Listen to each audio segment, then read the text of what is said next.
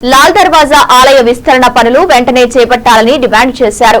ఈ సందర్భంగా తెలంగాణ జాగృతి అధ్యక్షురాలు కల్వకుంట్ల కవిత మాట్లాడుతూ గత బీఆర్ఎస్ ప్రభుత్వ హయాంలో లాల్ దర్వాజా ఆలయ విస్తరణ పనుల కోసం 10 కోట్లు కేటాయించినప్పటికీ డబ్బులు విడుదల కాలేదన్నారు.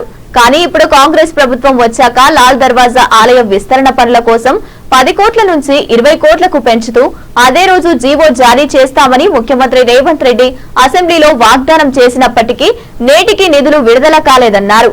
ఆలయ విస్తరణ కోసం ఇండ్లు కోల్పోయే వారు కూడా ఇండ్లు ఖాళీ చేయడానికి, అదే విధంగా ఆలయ కమిటీ వారు ఆలయ విస్తరణ పనుల కోసం ప్లాన్ తో సిద్ధంగా ఉన్నారన్నారు.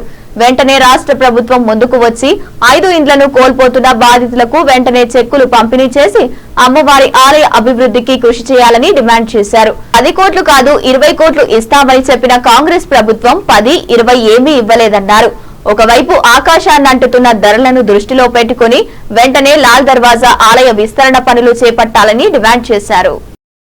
లాల్ దర్వాజా సింహవాహిని మహంకాళి అమ్మవారి ఆలయం ముందు ఇవాళ మన జాగృతి జనంబాట కార్యక్రమంలో భాగంగా ఇక్కడ ఉన్నాం.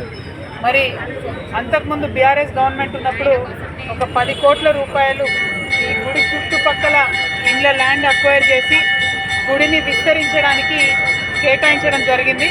కానీ ఆనాడు కూడా డబ్బులు రాలేదు.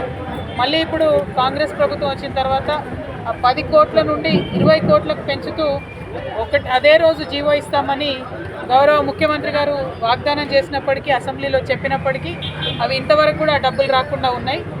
ఇండ్ల వాళ్ళందరూ కూడా కన్సెంట్ ఫామ్ ఇచ్చి ఇల్లు ఖాళీ చేయడానికి సిద్ధంగా ఉన్నారు.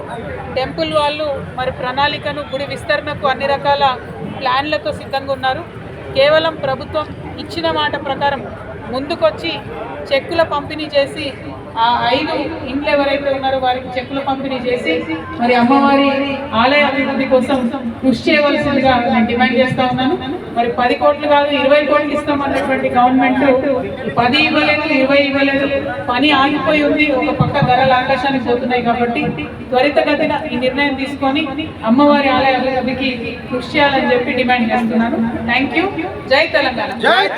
అమ్మవారి దర్శనాన్ని ప్రశాంతంగా చేపించినటువంటి కమిటీ సభ్యులకు, చైర్మన్ గారికి అందరికీ కూడా హృదయపూర్వకంగా ధన్యవాదాలు. Thank you.